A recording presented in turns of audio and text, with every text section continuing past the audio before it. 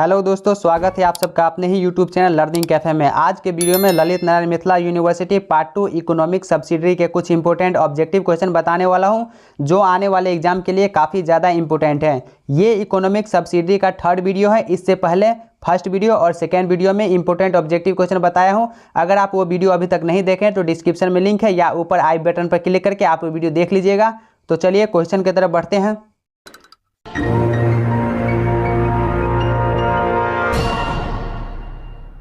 हमारा पहला क्वेश्चन है, पंचायती राज संस्थाओं में निम्न कौन संबंधित नहीं है? तो पंचायती राज संस्थाओं में नगर पंचायत संबंधित नहीं है, तो ऑप्शन 20 का राइट आंसर हो जाएगा। ग्राम पंचायत, पंचायत समिति, जिला परिषद, ये जो है पंचायती राज संस्थाओं से संबंधित है, लेकिन नगर पंचायत संबंधित नहीं है, तो ऑप्शन 20 का राइट आंसर हो जाएगा। दूसरा क्वेश्चन देखिए, 1948 की औद्योगिक नीति में कौन सी अर्थव्यवस्था अपनाई गई? तो ये 1948 में जो औद्योगिक नीति हुई थी, ये प्रथम औद्योगिक नीति की घोषणा हुई थी। कब? तो अप्रैल 1948 में औद्योगिक मंत्री श्यामा प्रसाद मुखर्जी के द्वारा हुई थी, और इसके बाद भारत में मिश्रित अर्थव्यवस्था प्रणाली शुरू हो गई थी। तो ऑप्शन सी इसका राइट आंसर हो जाएगा, मिश्रित अर्थव्यवस्था। तीसरा क्वेश्चन देखिए, किन देशों की मुद्रा प्रायः हार्ड करेंसी होती है? हार्ड करेंसी जो है वो किस देश की मुद्रा होती है? तो विकसित देशों की। ऑप्शन बी इसका राइट आंसर हो जाएगा, विकसित देशों की। क्वेश्चन नंबर 4, मुद्रा स्वयं मुद्रा का निर्माण करती है, यह परिभाषा किसने प्रस्तुत की? मुद्रा जो है स्वयं मुद्रा का निर्माण करती है, यह परिभाषा जो है किसने प्रस्तुत की? तो क्रोउमर ने। ऑप्शन सी इसका राइट आंसर हो जाएगा, क्रोउमर की यह परिभाषा है। क्वेश्चन नंबर 5, ग्रेशम का नियम निम्नलिखित में से किससे संबंधित है? ग्रेशम का नियम जो है ये मुद्रा के प्रचलन से संबंधित है। ऑप्शन डी इसका राइट आंसर हो जाएगा, मुद्रा के प्रचलन से।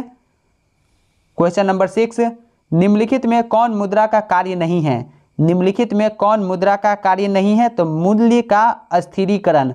ऑप्शन ए इसका राइट आंसर हो जाएगा, मूल्य का अस्थिरीकरण, ये जो है मुद्रा का कार्य नहीं है। इसके अलावा मूल्य का मापन, मूल्य का संचय, मूल्य का हस्तांतरण, ये तीनों जो है मुद्रा का कार्य है, लेकिन मूल्य का अस्थिरीकरण ये मुद्रा का कार्य नहीं है। तो ऑप्शन ए इसका राइट आंसर हो जाएगा। क्वेश्चन नंबर 7, मुद्रास्फीति को इनमें से किसके द्वारा रोका जा सकता है? मुद्रास्फीति को किसके द्वारा रोका जा सकता है? तो बचत का बजट इसके द्वारा भी रोका जा सकता है। प्रत्यक्ष कराधान में वृद्धि इसके द्वारा भी रोका जा सकता है। सरकारी व्यय में कटौती इसके द्वारा भी रोका जा सकता है। तो ऑप्शन डी इसका राइट आंसर हो जाएगा, इनमें सभी। क्वेश्चन नंबर 8, प्रथम कृषि गणना कब की गई थी? प्रथम कृषि गणना जो है ये 1970 ईस्वी में की गई थी। ऑप्शन सी इसका राइट आंसर हो जाएगा, 1970 ईस्वी में। क्वेश्चन नंबर 9, देश से होने वाले कुल निर्यात में कृषि तथा कृषि उत्पाद से निर्मित वस्तुओं का योगदान कितना है?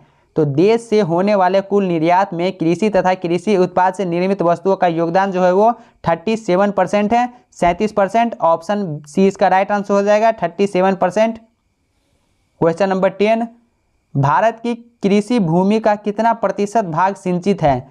भारत की कृषि भूमि का कितना प्रतिशत भाग जो है वो सिंचित है? तो 1/3। ऑप्शन ए इसका राइट आंसर हो जाएगा, 1/3 भाग जो है वो सिंचित है। क्वेश्चन नंबर 11, भारत में सिंचाई का सबसे महत्वपूर्ण साधन है। भारत में सिंचाई का सबसे महत्वपूर्ण साधन जो है वो नहरें है। ऑप्शन बी इसका राइट आंसर हो जाएगा, नहरें। अगर आपसे पूछे कि भारत में सिंचाई का सबसे प्रथम स्रोत, सबसे पहला स्रोत अगर आपसे पूछे तो नलकूप होगा और कुआं भी होगा। तो दोनों में से ऑप्शन ए रहेगा, या दोनों अगर रहेगा तो दोनों एक साथ रहेगा। क्वेश्चन नंबर 12, हरित क्रांति के दौरान भारत में चावल का उत्पादन क्या हुआ? हरित क्रांति के दौरान जो है भारत में चावल का उत्पादन जो है क्या हुआ? बढ़ा या घटा या अपरिवर्तित रहा या तेजी से बढ़ा? तो हरित क्रांति के दौरान भारत में चावल का उत्पादन जो है अपरिवर्तित रहा। ऑप्शन सी इसका राइट आंसर हो जाएगा, अपरिवर्तित रहा।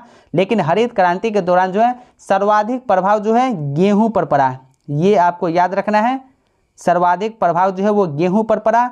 लेकिन भारत में हरित क्रांति की शुरुआत जो है 1966 से 67 ईस्वी में हुई थी।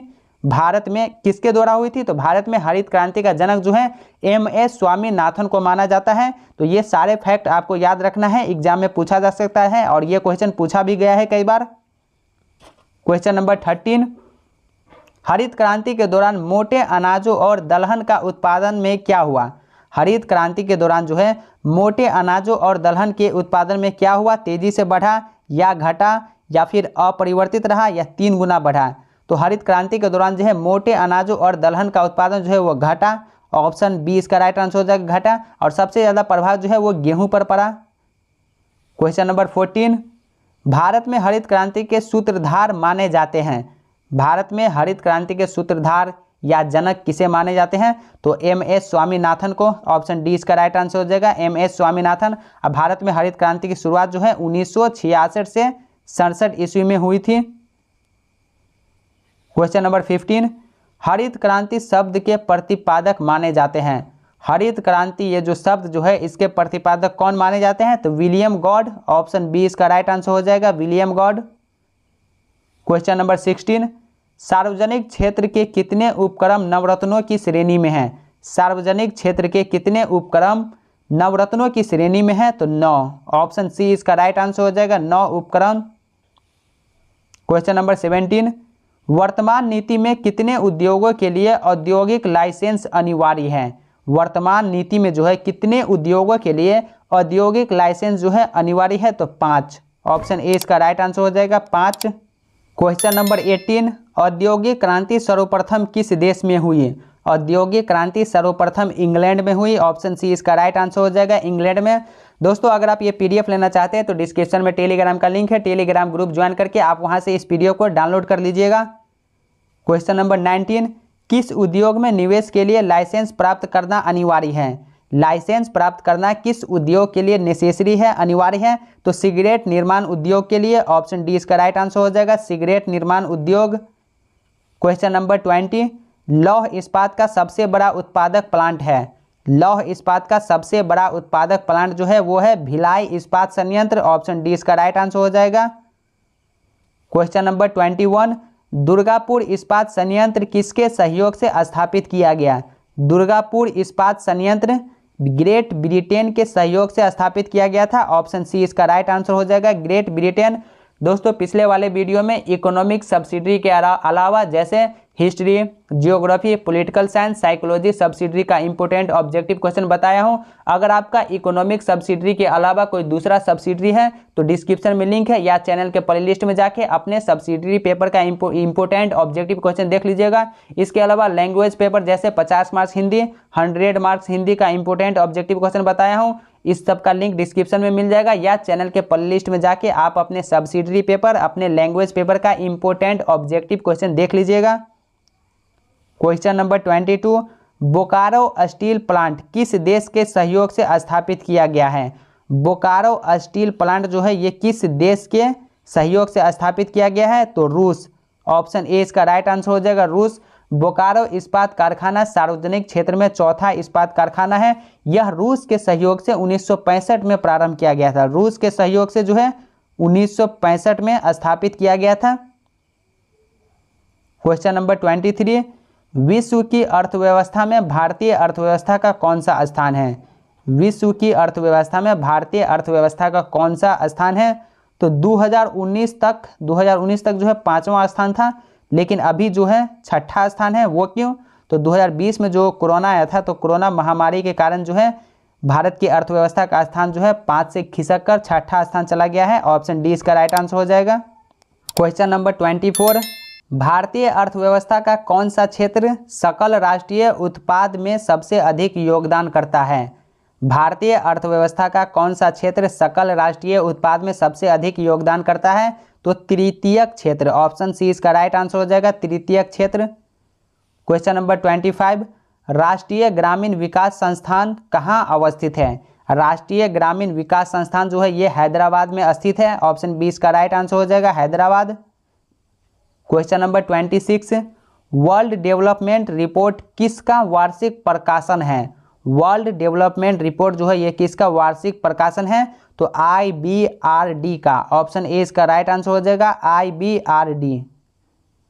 क्वेश्चन नंबर 27, मानव विकास सूचकांक किस अर्थशास्त्री की देन है? मानव विकास सूचकांक जो है ये किस अर्थशास्त्री की देन है? तो महबूब उल हक ने 1990 ईस्वी में महबूब उल हक ने 1990 ईस्वी में मानव विकास सूचकांक निर्मित किया था? ऑप्शन डी इसका राइट आंसर हो जाएगा, महबूब उल हक। क्वेश्चन नंबर 28, राज्य स्तरीय मानव विकास रिपोर्ट जारी करने वाला प्रथम राज्य है? राज्य स्तरीय मानव विकास रिपोर्ट जारी करने वाला प्रथम राज्य जो है वो कौन सा है? तो मध्य प्रदेश। ऑप्शन सी इसका राइट आंसर हो जाएगा, मध्य प्रदेश। क्वेश्चन नंबर 29, बिहार में महिला साक्षरता की दर है? बिहार में महिला साक्षरता जो है 53.3% है। ऑप्शन बी इसका राइट आंसर हो जाएगा, 53.3%। क्वेश्चन नंबर 30, बिहार की अर्थव्यवस्था है, बिहार की अर्थव्यवस्था कैसी है? तो औद्योगिक प्रधान और कृषि प्रधान दोनों हैं। ऑप्शन सी इसका राइट आंसर हो जाएगा, ए और बी दोनों। क्वेश्चन नंबर 31, भारत में रेल की शुरुआत हुई थी? भारत में रेल की शुरुआत जो है अंग्रेजों के ज़माने में, जब ब्रिटिश भारत पे रूल कर रहा था उसी समय में 16 अप्रैल 1853 को लॉर्ड डलहौजी के समय में किया गया था, जो बम्बई से बम्बई थाने तक चलाया गया था। ऑप्शन ए इसका राइट आंसर हो जाएगा, 1853 ईस्वी में।